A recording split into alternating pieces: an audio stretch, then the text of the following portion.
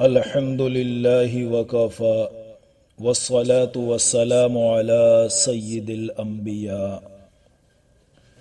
قرآن حکیم کلاس میں آج ہم سورۃ البقرہ کی آیت نمبر 271 تا 274 کو سمجھیں گے انشاءاللہ۔ دیکھیے سورۃ البقرہ کے دو رکوعات، رکوع نمبر 36 اور 37 انفاق فی سبیل اللہ کے عنوان پر مشتمل ہے۔ تو اس میں سے ایک رکوع ہم پڑھ چکے ہیں 36واں، اور 37واں رکوع جاری ہے۔ 37ویں رکوع کی آج ہم انشاءاللہ آیت نمبر 271 کو سمجھنے جا رہے ہیں۔ دیکھیے آیت نمبر 271 کو، ان تبدوا الصدقات فنعما ہی، اگر تم صدقات ظاہر کر کے دو تو یہ بھی اچھا ہے۔ وَإِن تُخْفُوهَا وَتُؤْتُوهَا الْفُقَرَاءَ، اور اگر تم ان کو چھپاؤ اور فقراء کو دو، فَهُوَ خَيْرٌ لَكُمْ، تو وہ زیادہ بہتر ہے تمہارے لیے۔ یعنی اگر ظاہر کر کے دینے میں بہتری سمجھو کہ اس سے دوسروں کو ترغیب حاصل ہوگی تو ظاہر کر کے دینے میں بھی کوئی حرج نہیں، بلکہ بعض مفسرین تو فرماتے ہیں کہ فرائض ظاہر کر کے ادا کرنا افضل ہے، بہتر ہے۔ زکوٰۃ کی ادائیگی فرض ہے، جیسے فرض نماز کی ادائیگی ظاہر کر کے باجماعت ادا کی جاتی ہے، اور یہ جو نفل نماز ہے اور نفلی صدقات ہیں اور دیگر نفلی عبادات ہیں، اس کے لیے بہتر یہ ہے کہ ان کو چھپا کر اور پوشیدہ کر کے ادا کیا جائے۔ وَيُكَفِّرْ عَنْكُمْ مِنْ سَيِّئَاتِكُمْ، اور اللہ تعالیٰ تم سے تمہاری برائیوں کو مٹا دے گا۔ وَاللَّهُ بِمَا تَعْمَلُونَ خَبِيرٌ، اور اللہ تعالیٰ خوب باخبر ہے اس سے جو تم کر رہے ہو۔ لَيْسَ عَلَيْكَ هُدَاهُمْ، ان کو ہدایت دینا آپ کی ذمہ داری ہے ہی نہیں، بلکہ آپ کی ذمہ داری تو ان کو ہدایت کا راستہ دکھا دینا ہے، سمجھا دینا ہے۔ وَلَكِنَّ اللَّهَ يَهْدِي مَن يَشَاءُ، اور لیکن اللہ تعالیٰ جسے چاہتا ہے ہدایت دیتا ہے۔ یعنی آپ صلی اللہ علیہ وسلم کی طرف سے یا بعد میں کسی بھی مبلغ کی طرف سے سیدھا راستہ دکھا دینے کے بعد جب اللہ تعالیٰ دیکھتے ہیں یہ شخص صاف دل سے آگے بڑھنا چاہتا ہے تو اللہ تعالیٰ اس کے لیے ہدایت کے راستے کھول دیتے ہیں۔ وَمَا تُنْفِقُوا مِنْ خَيْرٍ فَلِأَنفُسِكُمْ، اور جو کچھ تم مال میں سے خرچ کرو سو وہ اپنے لیے ہی کرو گے، یعنی اس کا فائدہ تمہیں ہی حاصل ہوگا نا۔ وَمَا تُنْفِقُونَ إِلَّا ابْتِغَاءَ وَجْهِ اللَّهِ، اور نہیں خرچ کرو گے تم مگر اللہ کی رضا حاصل کرنے کے لیے، یعنی اللہ ہی کی رضا حاصل کرنے کے لیے خرچ کرنا چاہیے، ورنہ خرچ کرنا تو ضائع ہو جائے گا۔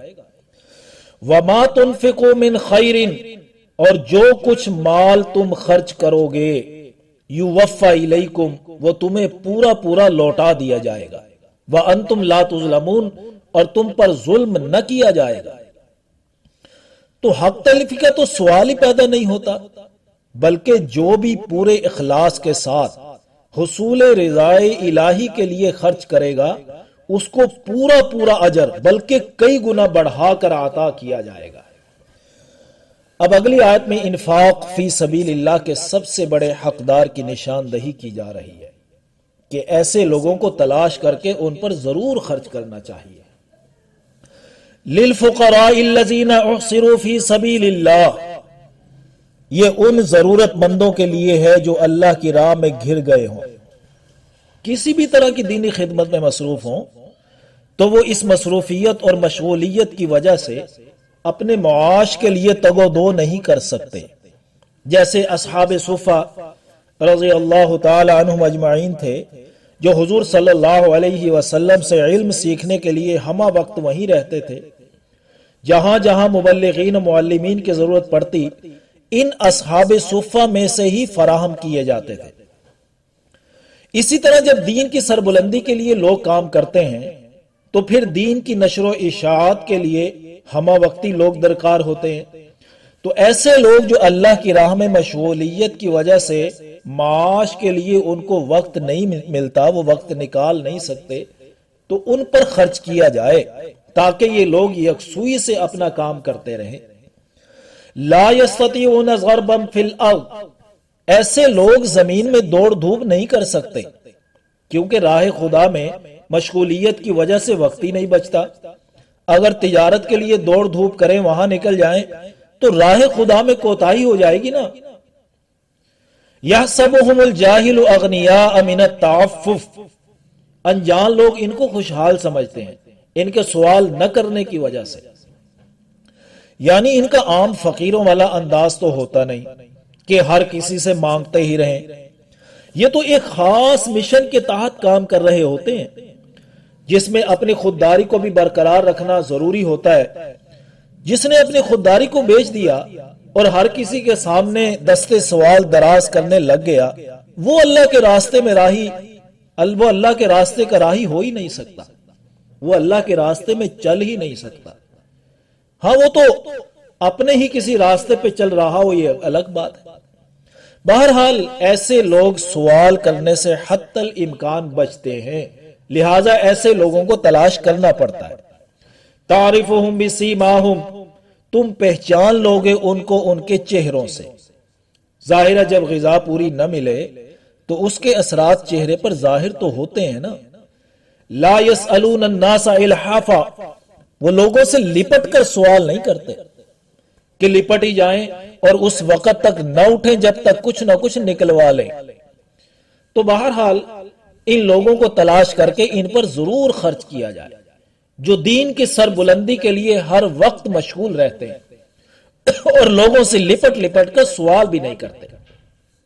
وما تنفقوا من خیر، اور جو کچھ مال بھی تم خرچ کرو گے، فإن اللہ بہ علیم، تو بے شک اللہ تعالیٰ اس کو جاننے والا ہے، یعنی اس کا خوب بدلہ عنایت فرمائیں گے اللہ تعالیٰ۔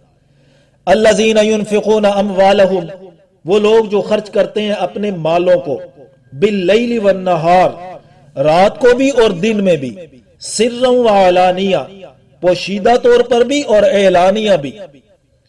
یہ دن اور رات، پوشیدہ اور اعلانیہ، یعنی جس وقت اور جس انداز میں بھی ضرورت محسوس ہو وہ خرچ کرتے ہیں۔ تو فلہم اجرہم عند ربہم، سو ان کے لیے ہے ان کا اجر ان کے رب کے پاس محفوظ۔ ولا خوف علیہم ولا ہم یحزنون، اور ان پر کوئی خوف نہیں اور نہ ہی وہ رنجیدہ ہوں گے۔ اب آگے اس رکوع نمبر 38 میں اللہ تعالیٰ سود کے بارے میں اہم ترین ہدایات جاری فرمائیں گے، جس کو ہم انشاءاللہ اگلی نشست میں سمجھیں گے۔ اب سورۃ البقرہ کے صرف 3 رکوعات باقی، کیونکہ سورۃ البقرہ کے کل 40 رکوع ہیں، تو 3 رکوعات باقی رہ گئے۔ وہ سٹوڈنٹس جنہوں نے پہلے پارے کا امتحان دیا تھا وہ اپنی تیاری رکھیں گے، انشاءاللہ سورۃ البقرہ کے مکمل ہونے پر ان کا امتحان لیا جائے گا۔ اللہ تعالی ہمیں پوری سنجیدگی اور توجہ سے قرآن حکیم سمجھنے کی اور اس پر عمل پیرا ہونے کی توفیق نصیب فرمائے، آمین یا رب العالمین۔